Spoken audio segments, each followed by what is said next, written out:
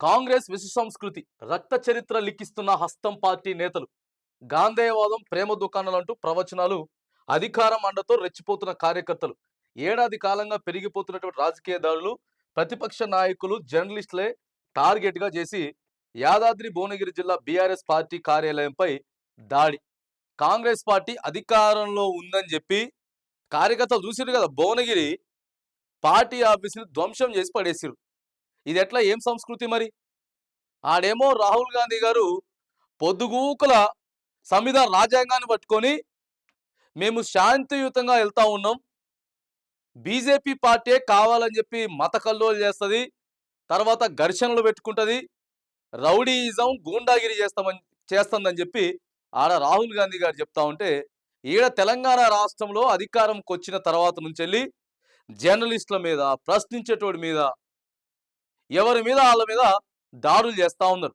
మనం చెప్తలేం, విత్ డేటాతో సహా ఇక్కడ కనిపిస్తూ ఉన్నది. ఇక అక్టోబర్ 1వ తారీఖున BRS party working president KTR కార్ని మీద దాడి చేసి ధ్వంసం చేసారు. దాన్ని ఫిబ్రవరి 22వ తారీఖు ప్రశ్నిస్తున్నటువంటి జర్నలిస్ట్ శంకర్ మీద ఇష్టం వచ్చినట్టు కొట్టిండ్రు. సెప్టెంబర్ 30 హైదరాబాద్ జూబ్లీహిల్స్ లో తెలంగాణ భవన్ పై కాంగ్రెస్ పార్టీ వాళ్ళు దాడి. జనవరి 3న న్యూ ఇయర్ సందర్భంగా విషయం చెప్తూ సోషల్ మీడియాలో బీఆర్ఎస్ వాళ్ళు పోస్టులు పెడితే ఆడ దాడి.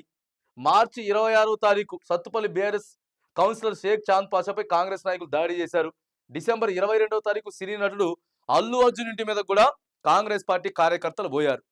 మొన్న చూసినాం కదా, మొత్తం కుర్చీలు పగలగొట్టిండ్రు, టేబుల్స్ పగలగొట్టిండ్రు. ఆ కేసీఆర్ కేటీఆర్ ఫోటోలు మొత్తం ఇది ఎక్కడ సంస్కృతి అండి? ఇదేం రాజకీయం? ఇదెట్లా? ఇదేం రౌడీ రాజ్యం? పోలీసు వాళ్ళు వీడియోలు తీస్తున్నా కూడా వాళ్ళు పోలీసు వాళ్ళ ముందే అట్లా చేస్తున్నారు. మరిగా వాళ్ళని వెహికల్ తీసుకొని పిఎస్కి తీసుకుపోతా ఉంటే ఘర్షణ జరిగిన దగ్గర నుంచి వెళ్ళి అందులో కూర్చొని కూడా వీడియో చేస్తున్నారు, మేము ఎట్లనే చేస్తామని చెప్పి. మరి ఇది ఎట్లా సంస్కృతి? దీన్ని ఎవరు ప్రోత్సహిస్తా ఉన్నారు? ఎవరైతే ఆడ దాడి చేసినారో వాళ్ళ నాయకుడు కానీ వాళ్ళ లీడర్ కానీ మనం అట్లా చేయడం కరెక్ట్ కాదని పోయేటోళ్ళ వాళ్ళు. ఆ నాయకుడో లీడరో ఏం కాదు పోండ్రా అని చెప్తేనే పోయారు. వాళ్ళు ధ్వంసం చేసి పడేసినారు. మొన్న శనివారం సాయంత్రం పూట ఆఫీస్ని ధ్వంసం చేసేసారు, భువనగిరి పార్టీ ఆఫీస్ని. ఇక చూడండి, ఇక రకరకాలు ఉన్నాయి. తెలంగాణ భవన్ పై దాడి, హరీష్ రావు క్యాంప్ ఆఫీస్ పై దాడి, సునీత లక్ష్మారెడ్డి ఇంటిపై దాడి, గాదర్ కిషోర్ మీద దాడి, ఇవన్నీ జరిగినాయి. మహిళా జర్నలిస్ట్ పై దాడి. ఈ రకంగా దాడులు మరి ప్రోత్సహిస్తా ఉంటే ముఖ్యమంత్రి గారు ఏం చెప్తాడో తెలుసా? ముఖ్యమంత్రి గారు కూడా ప్రోత్సహిస్తారు ఇలాంటి వాటిని. ఎవడైనా అడ్డొస్తే పండబెట్టి తొక్కుతాం అంటాడు, లేకపోతే మెల్ల మొత్తం పేగులు మెల్లేసుకుంటాం అని చెప్తాడు. మరి ముఖ్యమంత్రి గారికి అట్లా మాట్లాడితే కింద స్థాయిలో ఎట్లుంటారు?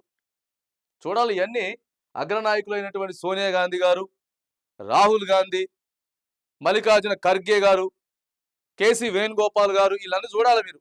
రాష్ట్రంలో ఓ సంవత్సరం నుంచి వెళ్ళి దాడులు ఏ రకంగా జరుగుతూ ఉన్నాయి, గూండాయిజాన్ని ఎవరు ప్రోత్సహిస్తూ ఉన్నారు, ఎవరు దాడులకు పాల్పడతా ఉన్నారో చూసుకోవాలి. ఇవి కూడా చూడాలి మీరు. ఎందుకంటే వచ్చినటువంటి సంవత్సరంలోనే అధికారం ఉందని చెప్పే మాత్రానికి గాంధీవాదం, మేము ప్రేమపూర్వకంగా ముందుకెళ్తామని చెప్పి మీరు చెప్తే ఈడ రాష్ట్రంలో ఇగో ఈ కథలు జరుగుతూ ఉన్నాయి. దాడుల్ని కాంగ్రెస్ పార్టీ మరి ప్రోత్సహిస్తున్నట్టు కనపడతా ఉన్నది.